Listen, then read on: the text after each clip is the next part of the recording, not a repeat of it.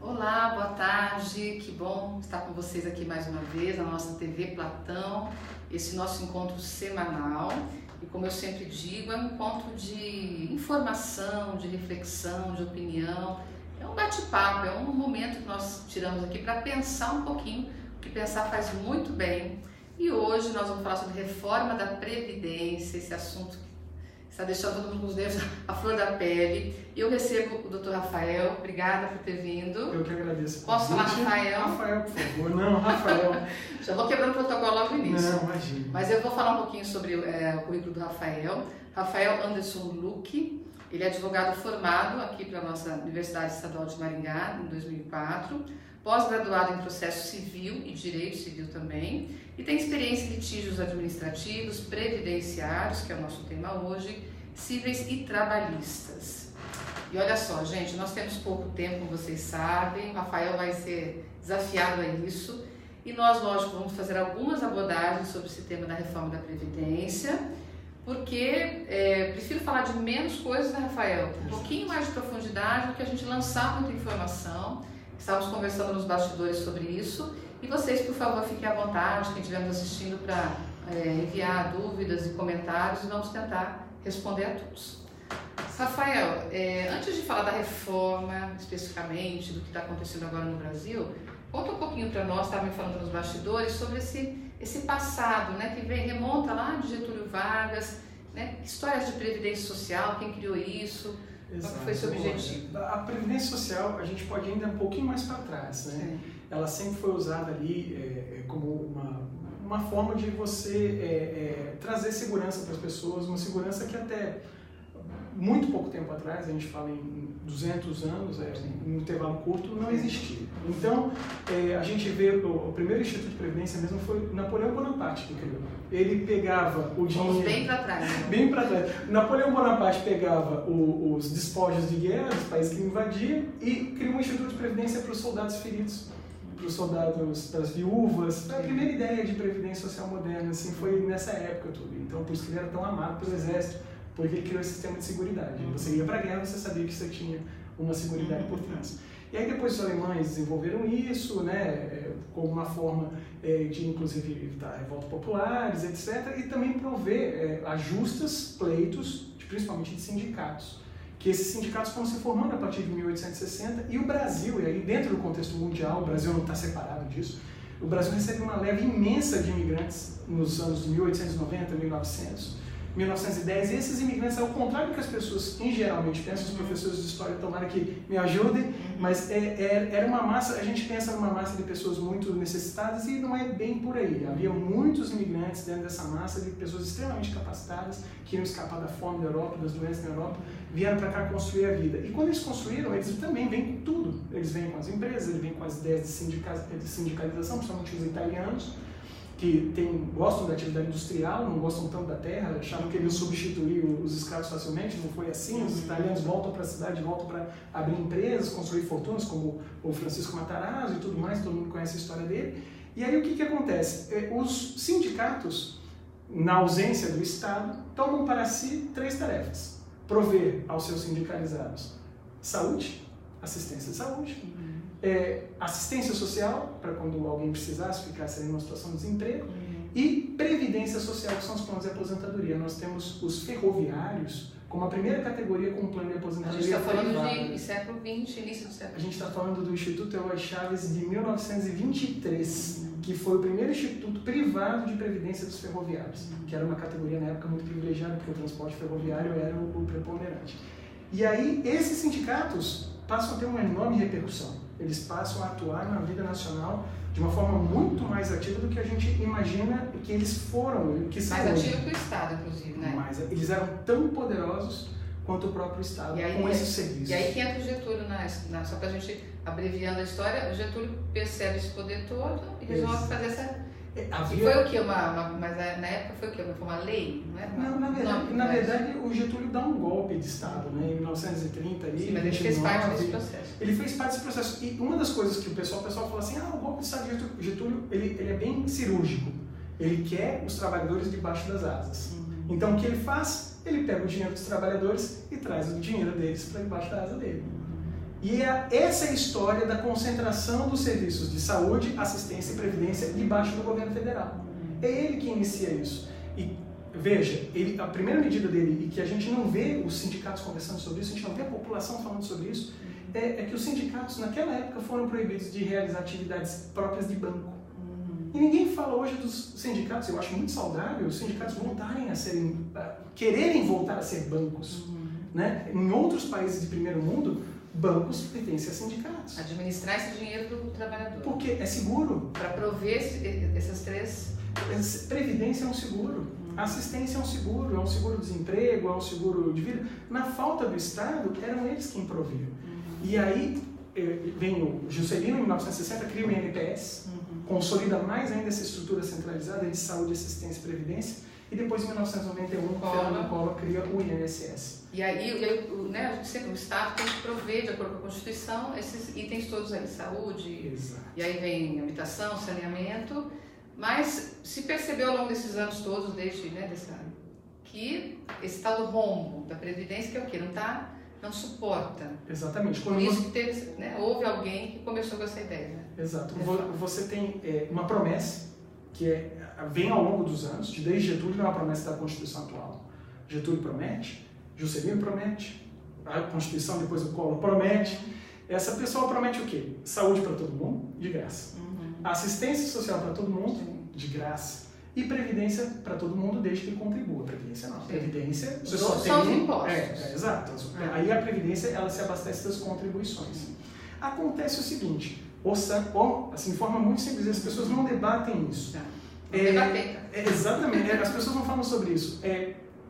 A cada R$1 de imposto recolhido no Brasil, de tributos recolhidos, 71 centavos, 70%, é contribuição social. Entendeu? Então, na verdade, o que acontece? O governo federal, ele é o único que arrecada essas contribuições sociais. A cada R$1, 70 centavos é de contribuição, 30% de imposto. 30% o governo gasta como quiser. Agora, os outros 70% ele teria que gastar em benefícios. Só que, quem diz que ele gasta? Quem disse, gente? Exatamente. A questão é a seguinte, se você olhar as leis, entra lá no site do Planalto, procura as leis aprovadas nos últimos 2 anos. Você vai ver lá. Lei tal, abre o orçamento da Previdência Social em favor do Ministério dos Transportes. Abre o orçamento da Previdência Social em favor de não sei quem. Tem uns asteriscos ali. Exato. É o que a gente chama de DRU, desvinculação das receitas da União. A União, na necessidade... Mas isso é legal. É legal. Mas é imoral. Tá errado, né? Porque a contribuição era para Previdência, a contribuição era para saúde. Mas de tanto fazer isso, então, que acabou chegando no ponto que já não consegue mais sustentar. Exato. A gente adota um sistema que ele não é um sistema de capitalização, que seria o mais correto, mesmo que o governo controle isso. Não, o sistema de capitalização é privado. Não necessariamente, ele pode ser público também. Mas a gente adotou um sistema em que a gente arrecada dinheiro hoje para pagar a aposentadoria do mês seguinte. Se não bastasse isso, parte do dinheiro que a gente arrecada hoje vai para outra coisa. E aí... O sistema, então, ele é bom, mas a gestão, se fosse fazer de uma maneira muito simplista, é lógico. A gestão é terrível. Mas a União, hoje, ela se tornou super poderosa, o governo federal ele é super poderoso, porque o dinheiro das contribuições sociais, ele não precisa dividir com ninguém.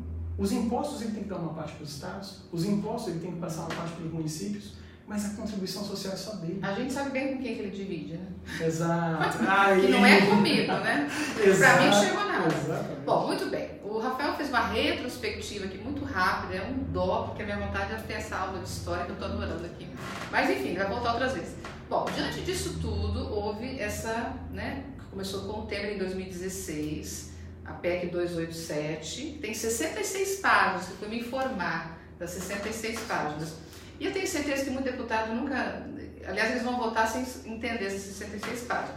Mas muito bem, houve essa necessidade. Qual que é a principal mudança e o que é compreensível que as pessoas fiquem inseguras? Porque toda mudança, obviamente, né, o desconhecido, o novo gera essa insegurança, que eu acho que é compreensível. Mas o que vai mudar efetivamente, Rafael, e na sua concepção, por que é que não é preciso ter tanto pavor essa reforma? Porque assim, né, tem uns colocando isso como a salvação também, que eu acho...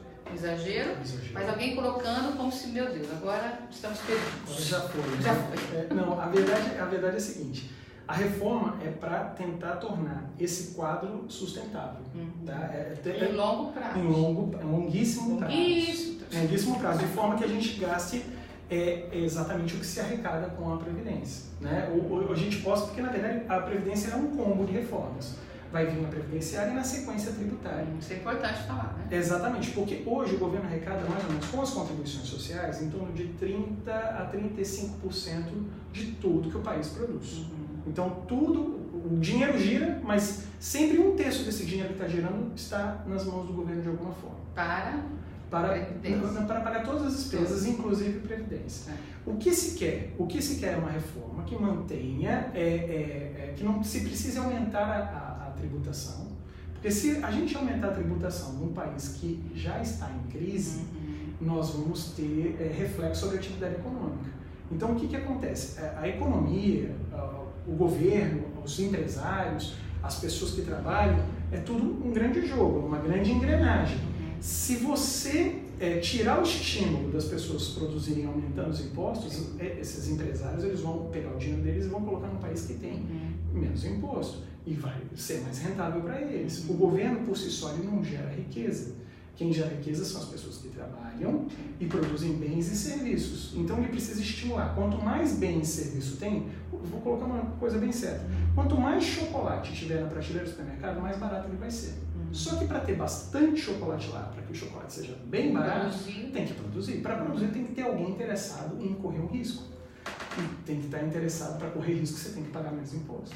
Mas a reforma da Previdência, tendo a tributária junto, ela ganha mais sentido, concorda? Daí, se fosse só essa da Previdência também, as pessoas... Exato. A principal mudança, de forma, de novo, tá, gente, ainda superficial aqui, porque naturalmente a gente vai falar sobre isso, tem que ter outras fontes, é essa mudança. Antes havia duas possibilidades. Exato. Servir tempo e idade. Exato. A mudança que nós estamos fazendo é a mudança que países europeus, o Chile também, que é o nosso exemplo aqui fora da linha, fora da curva, fez no final dos anos 90. Nós estamos abandonando o sistema de aposentadoria por tempo de contribuição, aquele famoso 30 anos a mulher, 35 o homem no geral. Nós estamos abandonando isso para um sistema que é só por idade. O Chile fez isso em 97. Então em 20 né? E o que acontece? Agora, não interessa quanto tempo de contribuição a gente tem, a gente vai ter que ter idade. Quanto mais tempo de contribuição a gente tem, maior vai ser a nossa aposentadoria. Ela pode ser até maior do que a gente contribuiu, tá? Ela pode até ultrapassar os 100% das contribuições. Sempre haverá, né? Tem um teto de 6 mil, mas vamos imaginar uma pessoa que trabalhou a vida inteira contribuindo com 3 mil reais ou 2 mil reais. Se ela chegar lá aos 65 anos, o homem, né, que é a previsão 62 mulher, e ela tiver um número de 40 anos de serviço por aí, se ela tiver muito tempo de serviço, ela vai ser agraciada, ela vai receber um pouco mais do que ela deveria, inclusive, acima do que ela contribuiu. Mas é que eu falo assim, você vai ter que chegar na idade. Veja, isso não, a questão da idade não elimina os benefícios que nós temos, que a gente fala de meio de caminho, que a aposentadoria por invalidez, se alguma coisa acontecer com você, isso não vai mudar. E algumas profissões, né, de periculosidade? A periculosidade vai passar para 55 anos. Hoje, periculosidade, a regra é 25 anos em serviço perigoso e insalubre, você aposenta independentemente da idade. Agora vai ter que ter 55 anos. Isso daí não vai poder depois exercer de novo essa E essa mudança na idade, esse cálculo foi feito com relação à expectativa de vida, de imaginar que exatamente. A expectativa é mais longa, então essa aposentadoria... É isso que deixa as pessoas doidas, né? Porque elas ficam achando assim, meu Deus, como é que eu vou ter que ter essa força? Mas aí não tem esse planejamento, né, Rafael? Eu sei que muita coisa a gente vai falar aqui, viu, gente? Pode não fazer sentido para muita gente, mas nós estamos pensando no macro. Exatamente. Porque o Rafael e eu conversávamos aqui, porque assim, é muito compreensível que cada um pense na sua história. Se eu lançasse aqui para ele responder dúvidas, olha, eu tenho tal idade, trabalhei tanto tempo, como é que vai ficar a minha vida? Natural. Mas quem está no comando, eu não estou dizendo que eles têm esse pensamento, todos eles lá no poder. Concorda, Rafael? Tem que pensar no macro. Concordo. Futuro e exatamente. Distante. E a própria reforma da Previdência, ela já se iniciou. Ela se iniciou em 2010. Sim. Em 2010, os funcionários públicos federais e os de São Paulo, admitidos a partir de 2010, já ganham o teto da Previdência. Eles se organizaram em Previdência Complementar Privada para receber o que eles recebem hoje, além do teto. Tá? Então, esse passivo no governo federal e no governo do estado de São Paulo já está resolvido. Já foi feita uma boa reforma para evitar aquela super aposentadoria. E por que só em São Paulo isso? Como é que começou? Porque o governo de São Paulo se comprometeu. Foi uma iniciativa do governo. O governo de São Paulo comprou a briga. E aí o que acontece? O governo do Rio Grande do Sul não comprou.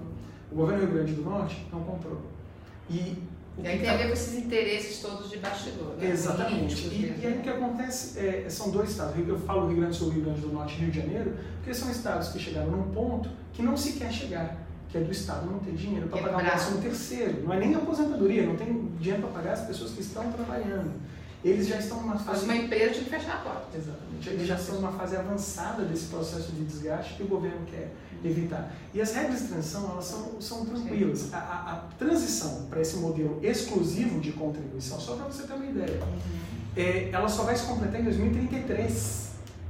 Nós temos um período de transição que começa em 2019 e vai até 2033 para que as pessoas... veja, a partir de 2033 você só vai aposentar por idade no Brasil. Até esse tempo depende do caso. Exato, e depende do caso, da regra de transição, quanto tempo você tem lá uma tabela de comparação. A principal regra de transição é, se você está 2 anos pela regra atual, se você está 2 anos de aposentar pela regra atual, você tem direito à regra atual. Vai pagar um pedágio de 50%, vai pagar um pedágio de máximo de 1 ano e vai aposentar pela regra atual. Essa é bem benéfica. Agora, quem está mais de 2 anos, aí tem outras regras de transição, mas ela só se completa em 2033. Então, o que está se propondo também não é tão pesado quanto... eu falo assim, é um sacrifício necessário para todos, a gente tem que ver no macro. Essa é a palavra, sacrifício. É um sacrifício necessário para todos. A gente sabe que tem situações que revoltam muitas pessoas. A corrupção, eu acho que é o que paira no senso comum e que não é uma mentira. Poxa vida, mas tenho dinheiro, mas a gente sabe que não é tão simples, né? A gente falou de dia desse aqui falando de saúde, quando deu aquela polêmica, por que gasta no carnaval e não compra vacina? As pessoas acham que tem uma gaveta lá que você vai tirar o dinheiro e vai, né? Tira daqui, pega o dinheiro e compra vacina. Nos trâmites, né? Tem uma burocracia muito grande, não é tão simples assim, né? Dizer, para de roubar e investe na prefeitura. Exatamente. Não é assim que funciona, né, gente? Isso aí é conversinha de bar, mas não é assim. E existem os tetos constitucionais também de gasto, tem a lei de responsabilidade fiscal. É uma estrutura muito complexa. A proposta, ela vem fazer o quê? Ela vem tentar adequar essa situação econômica de um governo federal que arrecade menos, mas que gaste menos com previdência também. Qual é a consequência disso a longo prazo? E a gente tem um exemplo, essa é a grande questão. Nós temos um exemplo, se me permite, o exemplo do Chile. Nós vamos ter que, né, a gente brinca, tem muita rivalidade com chilenos, com argentinos, Paraguai nem tanto, mas a gente tem que reconhecer. Eles fizeram essa mesma reforma 22 anos atrás, e em dezembro eles alcançarão o status de renda de país de primeiro mundo. Nós teremos muito ligado a isso. Muito ligado, porque o que acontece? Quando o passivo está controlado do governo, quando as pessoas e os empresários sabem exatamente o quanto o governo vai gastar daqui a 20 anos com previdência, daqui a 30 anos, as pessoas se sentem mais, os empresários e as pessoas que trabalham, se sentem mais confiantes em colocar o seu dinheiro, as suas reservas ali. Foi o que aconteceu com o Chile. O Chile ele fez a reforma da Previdência, ele adotou um sistema de capitalização que é mistura público-privado, é bem complexo, eu não vou entrar no mérito, mas a grande questão é a seguinte, sobrou dinheiro para fazer investimento em quê? Rodovia, em porto, financiar o que todo mundo conhece aqui, que é a indústria de vinhos chilenos, que é uma indústria incrível, que abastece o mundo inteiro, os Estados Unidos inteiro, fazem vinhos de altíssima qualidade por baixo preço. Como é que isso surgiu? Incentivo? E você lembra, não sei se na época, não na época, mas como é que foi a recepção do país? Foi essa confusão também? Desculpa. Foi essa torre de Babel? Desculpa, vou usar um termo meio pesado, mas o pau quebrou na rua, teve bomba. O pau está quebrando nesse país. Teve bomba, teve polícia, teve cacete. Mas é bom saber, isso me deixa até um pouco confortável. Porque a coisa começou lá quebrando o pau, 22 anos, tá, gente? Não faz a conta de quantos anos você vai ter daqui 22 anos, eu não vou fazer a minha não, mas olha, eu tenho fé que os meus filhos, os meus netos vão usufruir. A grande questão, o que a reforma da Previdência traz, junto com a reforma tributária, que as duas têm que estar casadas, porque uma não adianta ser a outra. É a previsibilidade. É você fazer assim, o Brasil vai estar gastando quanto com idoso daqui a pouco? É o que a gente tem que fazer com o nosso orçamento também, né? Exato. A gente vai estar gastando... Como é que nós vamos estar daqui a 20 anos? E o fato, por exemplo, da faixa etária, cada vez, né, de imaginar quantos idosos, isso entra na conta também. O Brasil tem Entra. Muita gente para se aposentar. O envelhecimento é muito acelerado, a natalidade no Brasil ainda é grande, talvez nós sejamos um país que esses efeitos estão se retardando, mas nós já temos um vizinho aqui, a Argentina, uma condição já bem de um país já que ficou velho, está ficando velho rapidamente sem ter ficado rico, porque o negócio não é... esse é o meu medo. Exatamente, mas esse é um problema individual, esse é um problema individual e esse é um problema dos países. Os países precisam, eles vão envelhecer, ponto. Todos os países vão envelhecer, mais cedo ou mais tarde. A questão é, onde é que você vai chegar quando isso acontecer? Talvez o Brasil esteja passando pela última janela de oportunidade antes de consequências mais drásticas econômicas, tá? Rafael, sabe qual não sei se é a minha dúvida, a minha inquietação, porque assim, aqui como a gente fala de partidos e, por exemplo, tudo está acontecendo, nessa gestão, e aí se vem uma outra, porque essa continuidade que parece que não existe, concorda? Por isso que se arrasta tanto, porque não existe uma preocupação com o bem maior. Eu não estou falando de piegas, não, mas se houvesse um planejamento independente dessas mudanças, porque tá nesse viés, aí muda a gestão, não, agora é tudo diferente. Não acaba nunca.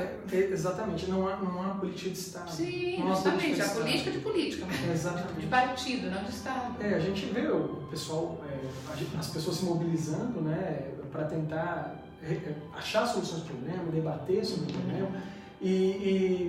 Assim, sendo sincero, o que a gente vê é uma certa superficialidade ao abordar o tema. Porque não dá para tratar previdência e tributação, que é questão de agente econômico, não dá para tratar como se fosse a torcida do Flamengo ou a torcida do Corinthians. Quando você saboreia uma calabresa e toma cerveja, tem que ter um pouco mais de profundidade. Não tem. Olha, infelizmente o nosso tempo está acabando, a minha pauta aqui vai ficar próximo do programa, Rafael.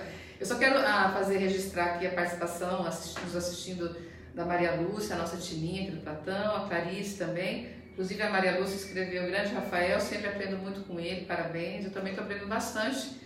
Que pena está acabando. A Ivana também, nossa professora, o William, o Toninho acabou de entrar aqui. Rafael, eu acho assim, de maneira muito, muito sóbria, né, tirando as gracinhas aqui, respirar, se informar, não é? Não se desesperar. Não entrar em desespero, buscar as informações. Hoje nós temos um bom extrato de advogados previdenciários. Os advogados são auxiliares da Justiça e da Administração Pública, isso está escrito na Constituição Federal. Esses profissionais podem trazer esses esclarecimentos individuais de como a coisa vai ficar, mas eu sempre falo assim, os grandes prejudicados são talvez os trabalhadores com menos de 40 anos, porque eles tinham um pacto, né? No meu caso, de 39 anos, eu tinha um pacto com o governo que pelo menos até os 65 eu estaria aposentado. Para mim já não é assim. Eu fiquei feliz que eu tenho bem mais de 40. Para mim já não é assim, para mim é 72, 75, a minha previsão. Deus te abençoe. Para o meu filho é mais, é 76 como é na Suécia hoje para o meu filho que está com 4 anos. Então a gente tem que fazer um planejamento em que essa realidade seja debatida dentro de casa. Olha, a gente vai viver mais. E viver bem, não é? Viver bem. Porque a gente pensa em viver, eu sei que não é fácil, tá, gente, para muitas camadas e pessoas, mas de pensar também na aposentadoria, mas pensar na qualidade de vida hoje, não é? Dos nossos meninos e meninas e na educação e tantas coisas, para a gente poder chegar a essa idade e também que as pessoas possam ter oportunidade, não depender só disso, né? A gente não tem tempo de falar, mas de outras maneiras. Exato. Não pensar só, vou ter que chegar aos 70, vou estar ganhando X valor, mas será que não há outras maneiras de nós buscarmos? Sim, os jovens, o que eu recomendaria assim, para os jovens, para fechar, sim. Os jovens, principalmente os alunos do Colégio Platão, hoje a maioria aí, né, seus 14, 18 anos, 14, 18. Eu fico imaginando o que essa turma está pensando. Eu sinceramente, assim, eles estão vendo essa briga inteira, eu vou aposentar aos 90. Eles querem saber dos memes. Exatamente. Como é que eu vou me posicionar nesse mundo? Gente, o que eu digo para vocês é o seguinte, a nossa geração, esse 40 para baixo, mas essa turminha dos 14 para frente, eles vão pensar a previdência diferente. Por quê? Eles sabem que o Estado não vai poder dar a força que deu para os pais ou para os avós. Sim. Então ele vai ter que se virar. Um dos grandes produtos, uma das grandes questões, assim, só para finalizar, que as pessoas ainda não se ligaram, é que as pessoas vão ter que, como nos países de primeiro mundo, contratar seguro de vida.